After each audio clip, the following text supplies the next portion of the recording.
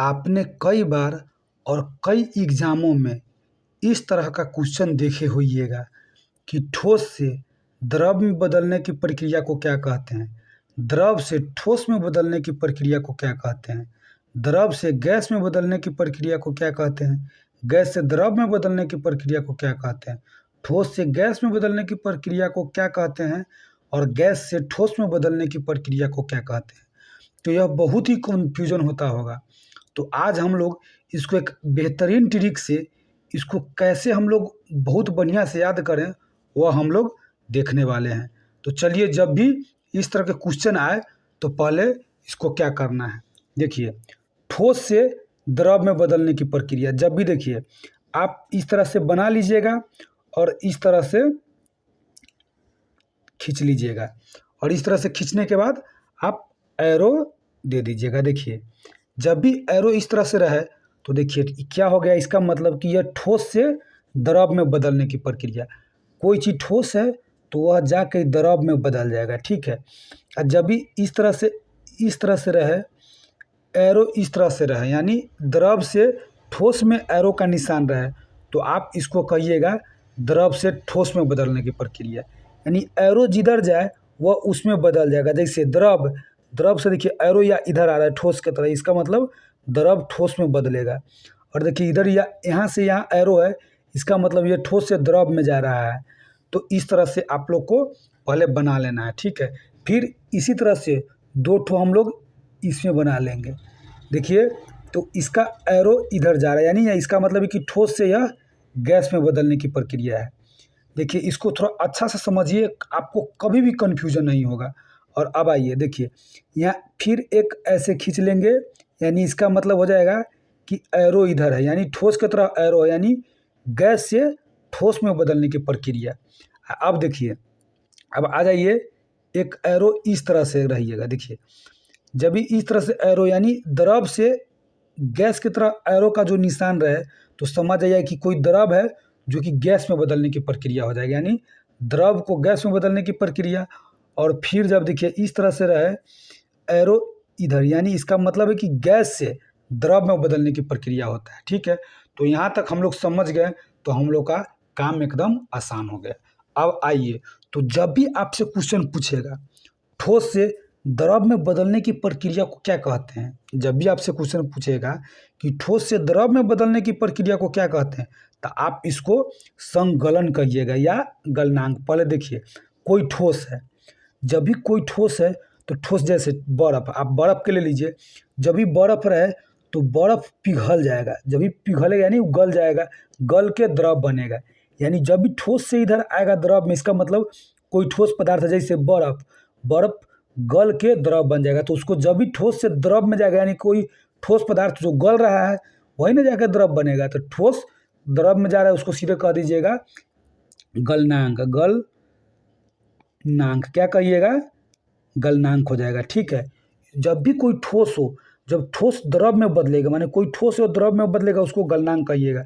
गलनांक को ही संगलन कहा जाता है, इसको ही संगलन क्या कहा जाता है, संगलन। यानी देखिए गलन लगा हुआ है, संगलन, यानी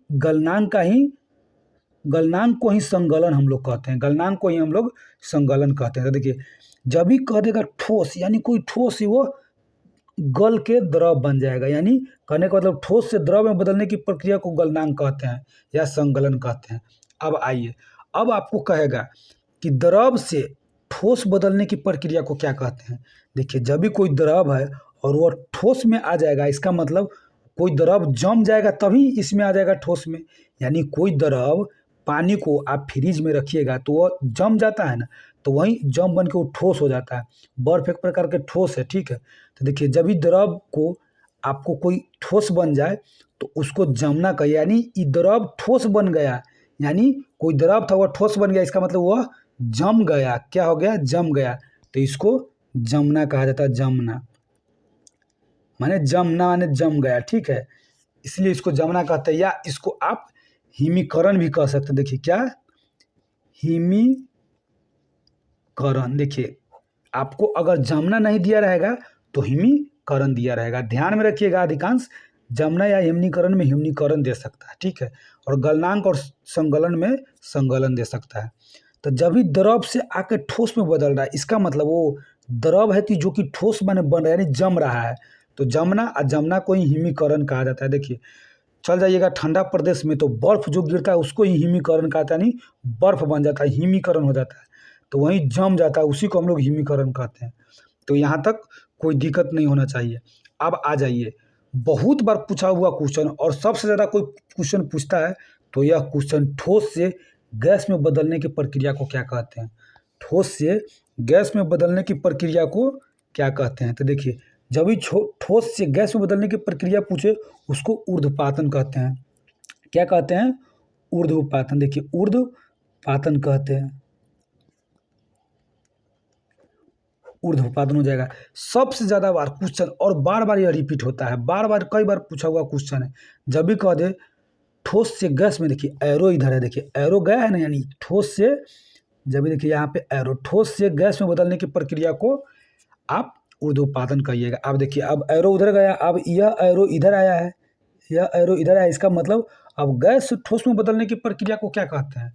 तो जब भी कहते कि गैस से भी अब ठोस में बदलने की प्रक्रिया को तो निक्षेपण कहते हैं। क्या कहते हैं? निक्षेपण। इसको हम लोग निक्षेपण कहते हैं। देखिए, ये क्वेश्चन में बहुत ही कंफ्यूजन होता है। ठोस से गैस पूछ देगा तो इतना कंफ्यूजन होता है कि किसी को निक्षेपण लग जाता है, किसी को ऊर्ध्वपातन लग जाता है। तो जब भी ध्यान रहे, कोई ठोस, जैसे आप कपूर ले लीजिए, नेफ्थलीन ले लीजिए, नमक ले लीजिए, इस सब को आप जब भी कोई टेम्परेचर पर गर्म कीजिएगा, यह द्रव न बन के सीधे ठोस से गैस में परिवर्तित हो जाता है। तो जब भी कह दे ठोस से गैस में बदलने की प्रक्रिया को तो निक्षेपण, हम लोग ठोस से गैस में प्रक्रिया को बदलने की प्रक्रिया को ऊर्ध्वपातन कहेंगे, वहीं गैस से ठोस में बदलने की प्रक्रिया को निक्षेपण कहेंगे। अब आ जाइए, अब आइए, देखिए एरो का निशान यहाँ से लेके इधर है, यानी द्रव से गैस में बदलने की प्रक्रिया। कोई द्रव गैस में बदलेगा, इसको वाष्पीकरण कहा जाता है। बहुत ही इंपॉर्टेंट है ये भी। द्रव से गैस, यानी कोई द्रव है, जैसे उसको टेम्परेचर पर रखिएगा कोई पानी को, तो हम लोग नीचे से टेम्परेचर देंगे तो वह सीधे जाकर गैस में ऊपर परिवर्तित हो जाता है। तो देखिए, जब भी कहते द्रव से गैस में बदलने की प्रक्रिया को तो इसको वाष्पीकरण कहिएगा। क्या? वाष्पीकरण। इसको हम लोग वाष्पीकरण कहेंगे, यानी द्रव से गैस में बदलेगा उसको हम लोग वाष्पीकरण कहेंगे। और ये इम्पोर्टेंट, गैस से द्रव में बदलने की प्रक्रिया को क्या कहते हैं? तो जब भी कहते हैं कि गैस से द्रव में बदलने की प्रक्रिया को संघनन कहा जाएगा। क्या कहेगा? संघनन। क्या कहेगा? तो संघनन। ध्यान में रखिए, कोई गैस हो, गैस अब जाके घना हो रहा है, घना हो रहा है, घना होने का मतलब हो रहा है कि घन हो रहा है, इसका मतलब कि वह द्रव बन रहा है। तो जब भी कह दे, देखिए गैस से द्रव में बदलने की प्रक्रिया, तो उसको हम लोग संघनन कहेंगे। देखिए, कभी आपको इस तरह से याद करना हो तो इसी तरह से लिख कर आपको याद करना है। तो इसमें 6 क्वेश्चन बन रहा है, एकदम आसानी से आप बना लीजिएगा इस क्वेश्चन को। नहीं तो अगर इस तरह से बनाइएगा नहीं तो आपको बहुत ही कन्फ्यूजन होगा, और इससे क्या से क्या में इस तरह का आपको दिमाग में चलने लग गया। तो जब भी देखिए, ध्यान में रखिए, ये एरो जिधर जा रहा है वह बन रहा है, यानी ठोस से एरो द्रव उड़ जा रहा है, इसका मतलब द्रव बन रहा है। द्रव से एरो इधर आया, इसका मतलब ठोस बन रहा है, इस तरह से, ठीक है। तो इसी तरह का वीडियो देखने के लिए आप चैनल को सब्सक्राइब कर लीजिए, क्योंकि जो भी कितना भी भारी से भारी हो उसको हम एकदम ट्रिक से और सिंपल से आपको बताने वाले हैं। तो मिलते हैं अगले वीडियो में। जय हिंद दोस्तों।